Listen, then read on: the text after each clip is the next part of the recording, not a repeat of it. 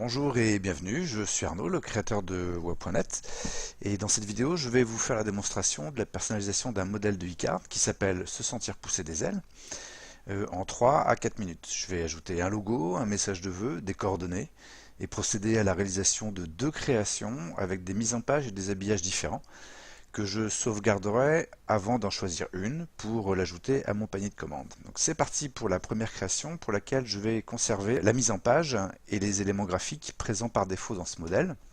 Je vais donc commencer par supprimer l'image fictive qui symbolise le logo et son emplacement. Je vais ajouter un logo.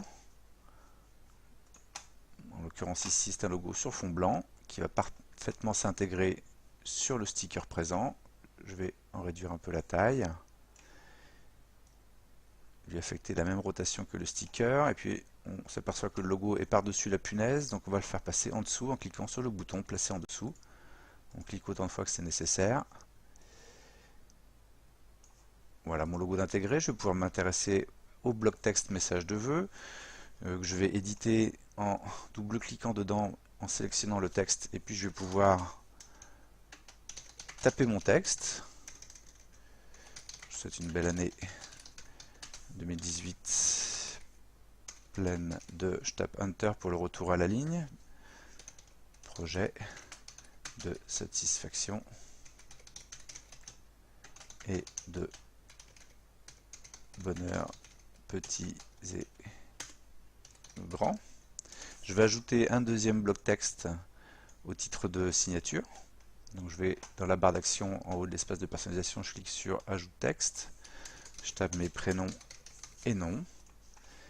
Je vais récupérer mon bloc texte et puis je vais lui affecter la même police que le message de vœux qui est donc la Shadows into Light. Je sélectionne le deuxième bloc texte, je déroule la liste des polices et je prends Shadows into Light. Ensuite je vais modifier le texte par défaut pour les coordonnées.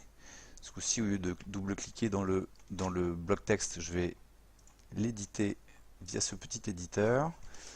Je tape mes noms, adresse postale et téléphone 80 80 34 72. Et puis je vais augmenter un peu le noir du texte pour gagner un petit peu en contraste.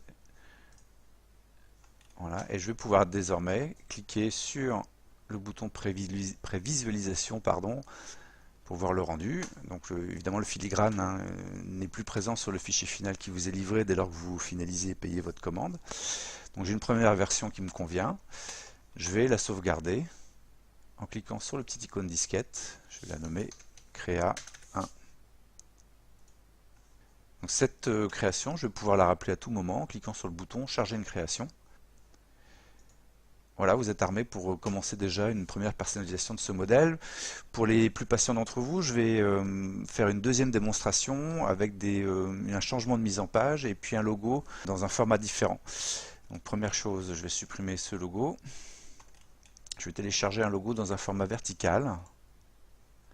Celui-ci, on va se rendre compte tout de suite que en la posant sur le sticker blanc, on n'est plus du tout au format. Alors donc là j'ai deux options, où j'opère une rotation sur le sticker existant et j'essaie de le redimensionner à peu près au format du logo que je viens de télécharger sur le serveur. Je vais me réduire la taille et je vais replacer ma punaise. L'autre option, c'est de changer complètement de sticker. Je vais dans la galerie images. Je sélectionne un sticker dont les proportions sont assez similaires à mon logo et je fais placer ce sticker en dessous de ces éléments. Donc je vais cliquer autant de fois que nécessaire sur le bouton placer en dessous. J'ai déjà mon logo qui est apparu. Il me manque ma punaise, la voici. Et puis je vais redimensionner un petit peu et ajuster un petit peu les dimensions du sticker. Je vais réduire un petit peu la hauteur, comme ceci. Et puis je ne suis pas satisfait de cette mise en page, je vais pouvoir, compte tenu du fait que tous les éléments peuvent être modifiés et déplacés, je vais pouvoir placer par exemple mon sticker en haut à gauche, replacer le logo dessus ainsi que la punaise. Je vais même changer la punaise. Je vais considérer que une punaise au format épingle pourrait convenir. Je vais remonter évidemment mon message à la hauteur du logo. Je vais mes alignements et puis je vais replacer mon slogan et mon millésime, toujours en veillant aux alignements. J'aligne le millésime sur le bord gauche du sticker. Et donc j'ai ma deuxième créa. Puis je vais aussi modifier la couleur de mon millésime. Je vais aller dans les bleus foncés comme ceci. Et je pourrais même éditer mon slogan, en changer le texte. Je pourrais changer la police aussi, mais et je vais taper par exemple en avant toute. Voilà pour ma deuxième création que je vais sauvegarder tout de suite. Et je vais pouvoir désormais rappeler l'ensemble des créations que j'ai réalisées, en l'occurrence ici 2, en cliquant sur le bouton charger une création et les faire afficher à l'écran. Donc ça c'était la première.